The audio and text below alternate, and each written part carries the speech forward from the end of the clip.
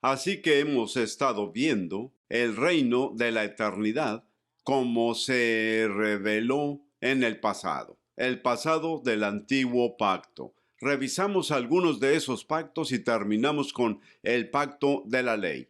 Y quiero decirles, mis queridos hermanos y hermanas, que el pacto de la ley es insuficiente para salvarnos. De hecho, en Gálatas capítulo 3, Pablo dice claramente por el Espíritu Santo que la ley nos fue dada por Dios para ser un tutor, para mantenernos y dirigirnos hacia el momento de darnos cuenta que necesitamos un Salvador, y ese Salvador nació en la carne entre los hombres para salvarnos. Le animo a que revise Gálatas capítulo 3 para ver la perspectiva de Dios sobre cómo los diversos pactos se unen para llevarnos al lugar donde estamos ahora mismo.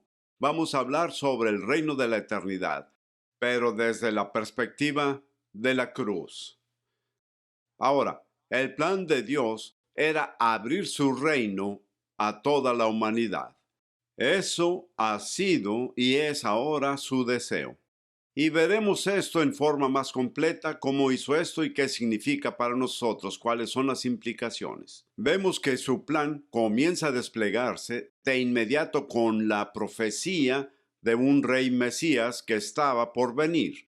Podemos verlo desde Génesis 3:15, ya he hablado de eso. Luego en Isaías 9:6 al 7 dice que un hijo nacerá y que el gobierno de la autoridad de Dios, su reino, descansará sobre sus hombros, y de su gobierno, de su autoridad, no habrá fin, habrá una continua expansión de su reino en el mundo de los hombres. Y en Lucas 22:29 Jesús dice claramente que el Padre le ha dado el reino.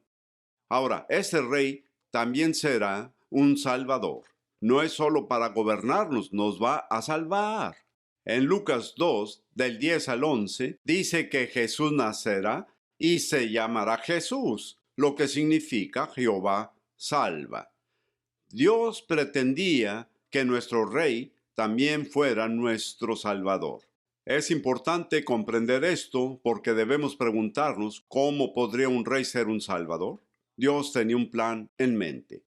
A medida que el reino de Dios se desarrolla a través del Nuevo Testamento y aún en el futuro, que aún no hemos experimentado, vemos que tanto los reinos de los hombres como los de Satanás operan actualmente oponiéndose a Dios. Se convertirán en el reino de nuestro Señor y de su Cristo, y Él gobernará y reinará por los siglos de los siglos. Eso es lo que nos dice Apocalipsis capítulo 11:15. Puede leer más detalles al respecto en Apocalipsis 19 y 22. Luego, cuando Cristo sometió a todos los reinos de los hombres y al reino de Satanás y los puso bajo sus pies, las Escrituras dicen en 1 Corintios 15, 24 al 28, el último enemigo de ser sometido será la muerte. Pondrá la muerte bajo su señorío, desterrará la muerte. Aleluya. Para todos los que lo conocen, la muerte ya no nos dominará, ya no nos causará más miedo, sino que ese enemigo se pondrá bajo sus pies, y como estamos en él, también estará bajo nuestros pies. La Escritura dice en 1 Corintios 15, 24 al 28, Él tomará el reino y lo devolverá al Padre. Cuando decimos el reino, estamos hablando de su autoridad mesiánica, su derecho a gobernar y reinar como soberano. Él tomará eso y se lo devolverá al Padre para que Dios sea todo en todos. No hay desunión ni competencia en la Trinidad. Desde el comienzo de su ministerio terrenal, Cristo inició las buenas nuevas de su reino.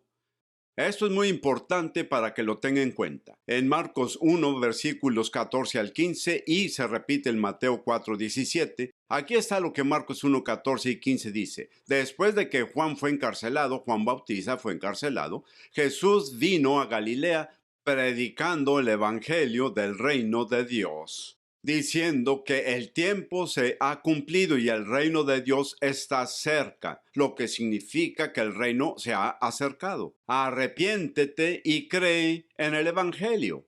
Jesús no vino predicando el evangelio de la iglesia. Él vino predicando el evangelio del reino de Dios. Hablaremos más sobre esto más tarde, pero tenga en cuenta que Él está diciendo que el reino de Dios ahora está aquí, en sí mismo, en su propia persona. Él ha traído el reino de Dios. Luego, en Mateo 4, 23 y 24, Jesús da señales del actual reino de Dios. Mostrar el evangelio del reino no fue una idea, una doctrina o una enseñanza o un conjunto de reglas agradables para poder vivir, pero es una realidad abrumadora que puede invadir y superar lo que consideramos nuestra realidad. Cuando lee Mateo 23 y 24, el reino de Dios está invadiendo el mundo y la realidad del hombre. Las enfermedades son sanadas, los demonios expulsados, los lisiados se levantan, los epilépticos se normalizan, las personas atormentadas son liberadas. ¡Aleluya! Lo que aprendemos de esto es que el reino de Dios no es solo una declaración, también es una demostración. La realidad del reino no está solo en lo que Jesús enseñó, sino también en lo que hizo. Ahora, esto es una promesa maravillosa que se va a cumplir no solo en Él, pero en usted y en las personas de su iglesia. Ese es el deseo de Dios, lo veremos después. El reino eterno de Cristo es sinónimo de su gobierno. A lo largo de su ministerio estuvo explicando, ilustrando y revelando este reino revolucionario y contracultural. Puede leer en Mateo capítulo 5 al 7, también en Mateo 12, 22 al 30 y en el capítulo 13 de Mateo. Puede ver que su reino fue muy diferente de lo que la gente esperaba. Era el reino de Dios, no el reino del hombre. Su reino tenía una autoridad que no se derivaba de la autoridad terrenal, como se ve en Juan 8:36. Pero la autoridad de Jesús vino de Dios y no se manifestaría como un reino terrenal, sino de acuerdo con la voluntad divina. En Juan 5, del 16 al 23, Jesús enfrenta a los gobernantes religiosos de su época y dice: estoy aquí para hacer la voluntad del Padre, no lo que es aceptable, no lo que quieran, no lo que les guste, no lo que es culturalmente aceptable. Estoy aquí para hacer la voluntad de Dios. Y Jesús dejó en claro que todo lo que dijo, todo lo que hizo, todo lo que enseñó fue del Padre. También dejó muy en claro que si lo iban a rechazar, también estaban rechazando al Padre. Esto fue una desviación radical de lo que los judíos creían y de lo que esperaban y exigían de su Mesías. Cuando lee esto en los Evangelios, fue muy claro que querían otro reino terrenal, algo así como el reino de David. Y, por supuesto, querían estar arriba de todos. Es muy triste que a veces los líderes en el cuerpo de Cristo se acercan al reino de Dios de la misma forma. Quieren su propio reino y quieren estar arriba de todos. Hermanos y hermanas, eso no es así. No hemos sido llamados a ser gobernantes, sino a ser líderes de servicio. Estos fariseos, seduceos, desafiaron la enseñanza de Jesús en Lucas 20, 20 al 26, discutieron con su enseñanza, desafiaron su obra, Mateo 12, discutieron con él sobre cómo te atreves a hacer esto, sanar en el día de reposo, cómo te atreves a perdonar los pecados, desafiaron su autoridad en Mateo 21 del 23 al 27. No podían creer que el Mesías que Jesús reclamaba y demostraba ser, que realmente él era, y que no estaría bajo su autoridad. Y desafiaron a su persona. Jesús lo dejó muy claro. En Juan 8 les dijo: antes que Abraham fuese, yo soy. Fue muy claro para los fariseos, seduceos y el pueblo judío. Jesús decía ser Dios. Estaban furiosos con él. Pero Jesús nunca comprometió la verdad.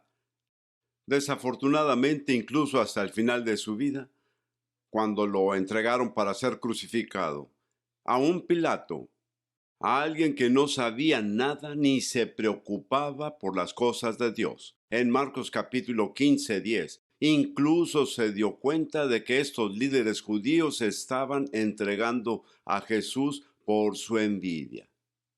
Qué cosa tan horrible, que crucificaron al Señor de la Gloria debido a su envidia.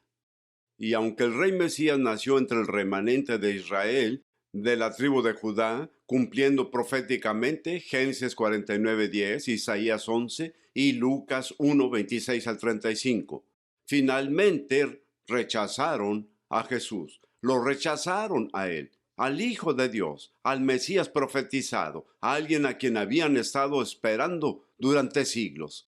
Lo rechazaron a él, porque no era lo que querían. Lea esto en Mateo 23, especialmente los versículos 37 al 39, y en Mateo 27, 15 al 26. Y al rechazar a Jesús como el Mesías, literalmente perdieron el plan de Dios para ellos. Perdieron lo que Dios tenía para ellos porque rechazaron al Mesías. Y no solo lo rechazaron, sino que lo crucificaron. Presionaron los poderes para matar a Jesús. Lo que no sabían es que estaban cumpliendo la voluntad de Dios. Como ven, Jesús no vino a establecer un reino terrenal, sino un reino sobrenatural, divino y eterno que ya estaba ahí. Él vino a abrirlo para toda la humanidad.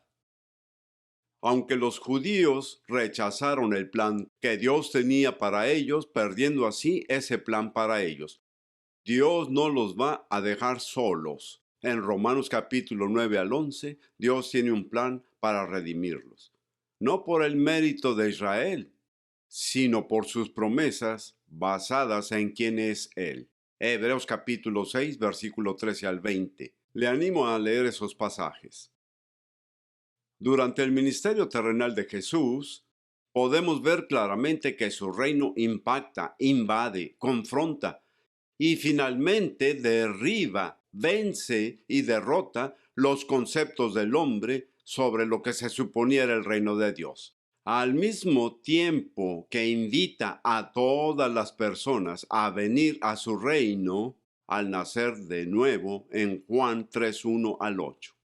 Esto es muy importante para entender que su reino no es solo para unos cuantos elegidos. Su reino ha venido para todos los pueblos de todos los tiempos. Cristo está invitando a todos los hombres, mujeres y niños de todas las razas, colores y culturas a que vengan a Él. Y Él promete que todo aquel que invoque el nombre del Señor será salvo. ¡Aleluya! ¡Qué mensaje tan maravilloso tenemos para el mundo de hoy!